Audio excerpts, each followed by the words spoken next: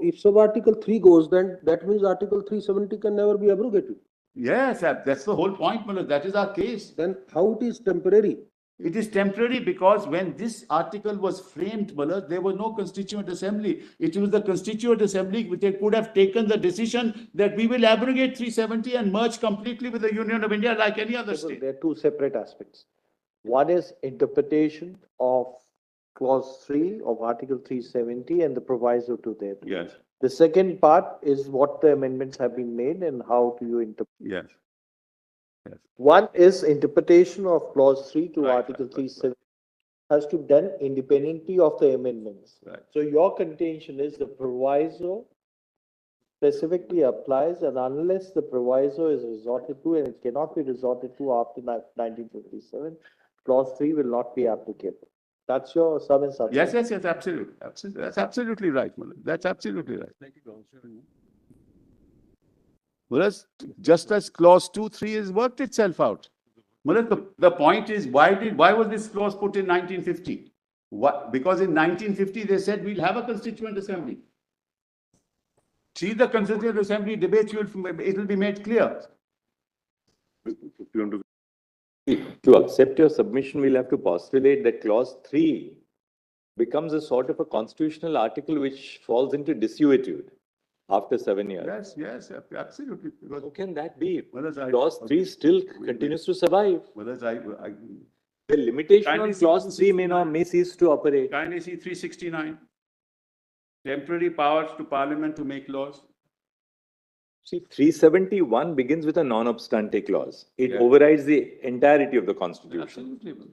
But So does clause 3 contains a non-obstante clause which overrides clause 1 as well. Yes. So therefore, notwithstanding, because 371 makes special provisions in relation to the state of Jammu and Kashmir. Correct. But 373 has a non-obstante provision which overrides the non-obstante clause in clause 1. For that period, Manoj, we are not disputing that. What your lordships is putting to me, there is a structure in place that was envisaged by the Constitution in Manoj 1950.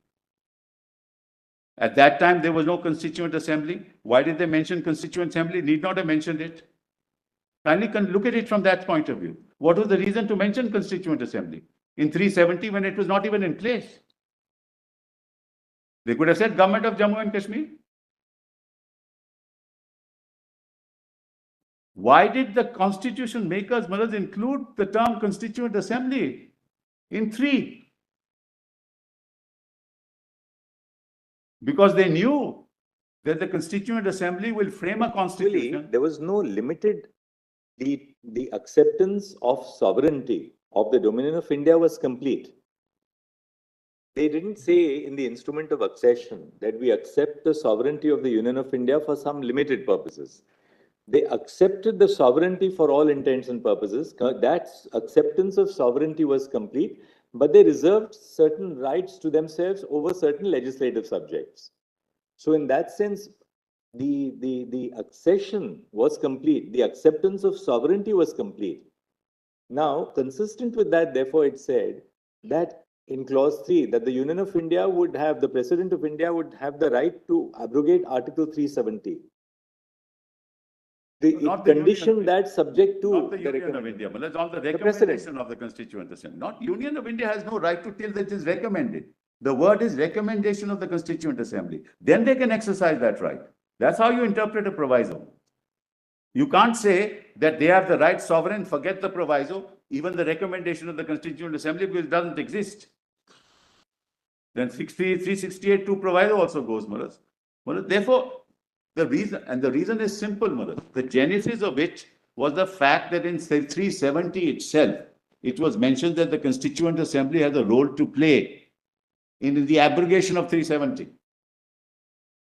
Otherwise, if your lordship says it had no role to play, there was no need for 370 sub article 3.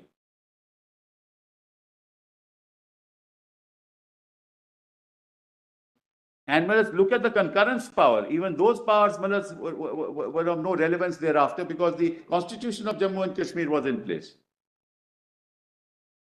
Therefore, there was no need for concurrence anymore. Because now you have a Constitution of the Jammu and Kashmir. So that also became otious. You have to see, Malad, the historical perspective in the context of which Jammu and Kashmir ultimately signed the instrument of accession.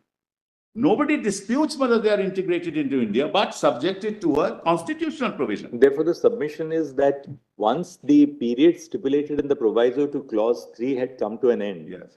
the power under clause 3 itself came to an end. Because it's no longer alive. The Constituent Assembly, like in India, Malaj, can, for example, today, Malaj, there can't be a provision in the Constitution of India with reference to a Constituent Assembly, because the Constituent Assembly has worked itself out.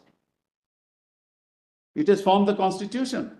Now, if it is decided that they would have abrogate 370, the Constituent Assembly would have said, we abrogate 370. Which is why it was a temporary provision. Not because of the fact that under as a Union of India, it was Oh, Mr. deemed to be a temporary. How could it be? Sibal, sorry, interrupting you at this stage. It does maybe just putting a question. Sure, I'm not. If one looks at Article 370, clause 1B, 1B, yes.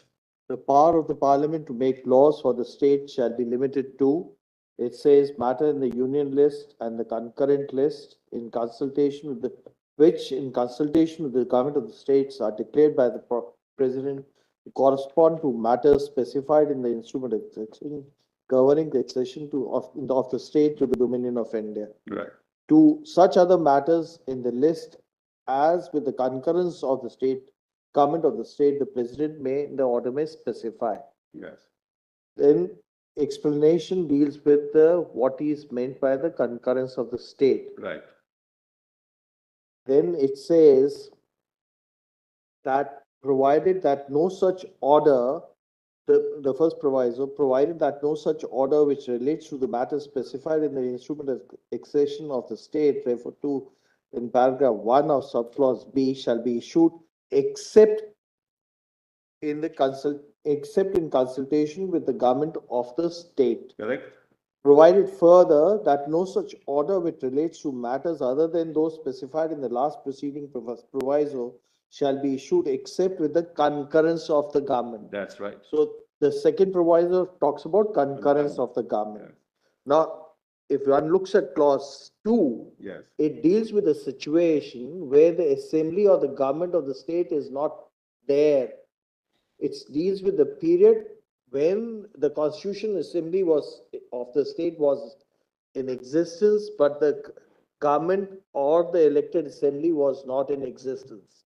And therefore, the proviso to clause 3 will only be applicable as long as the government of the state or the assembly is not elected.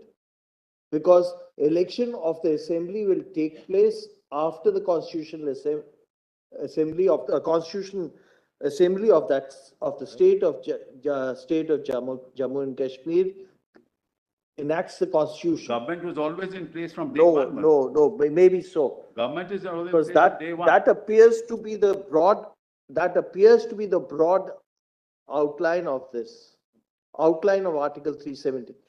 What clause 2, when it refers to the constitutional assembly of the state, it is for the purpose of for framing the constitution of the state, which shall be placed before the assembly for such decision as may be taken thereon. Correct. So the constitutional assembly of the state makes the constitution, frames the constitution, it goes before the constitution. No, it can state in the constitution that the 370 is abrogated. What problems are there? It has the power. That's why there is a constituent assembly. And it says, Malaj, notwithstanding anything in the foregoing provisions, kindly note that. Notwithstanding, Malaj, 37.1B1 and 37.2, notwithstanding any of that. So, Malaj, you start the article by saying notwithstanding anything in this constitution, and 3 starts with notwithstanding anything in the foregoing provisions. That is notwithstanding the opening part of the second article also. There was a government, yes. Yes. Extent of Constituent Assembly of the state. Yes. If sub-article 3, Yes. according to you, Yes. has become non-existent, ceased to operative, Yes. then how the very temporary nature of Article 370 will survive? That's why, because it's temporary, because the Constituent Assembly had not been framed, but at that point in time had not been constituted in 1950 when this provision was added in the Constitution. No, if sub-Article 3 goes, then that means Article 370 can never be abrogated. Yes, that's the whole point, Mullah. That is our case. Then how it is temporary? It is temporary because when this article was framed, Mullah, there was no Constituent Assembly. It was the Constituent Assembly which could have taken the decision that we will abrogate 370 and merge completely with the Union of India like any other state. Mr. Sibal, your contention, if I've understood you correctly, is that the temporary nature of 370 is correlatable to the Life Constituent of the Assembly Constituent Assembly. life. That's my And argument. in a way, subclause 3 becomes otiose once the Constituent Assembly ceases to exist. This is your contention. My contention. From 51 to 57, it is I temporary. your lordships of the Constituent Assembly, they say the same thing. Mr. Iyengar, they say the same thing, what I'm saying, Mullah. I'm just trying to phrase it as I understand I- it. So I- I'm clear Your that lordships have understood it, and I also understand your lordships, what your lordships are thinking, Mullah. So I have to respond to that. According to it is temporary between 51 to 57. That's correct. And thereafter permanent. The reason is simple, Mullah, all constituent assemblies are temporary.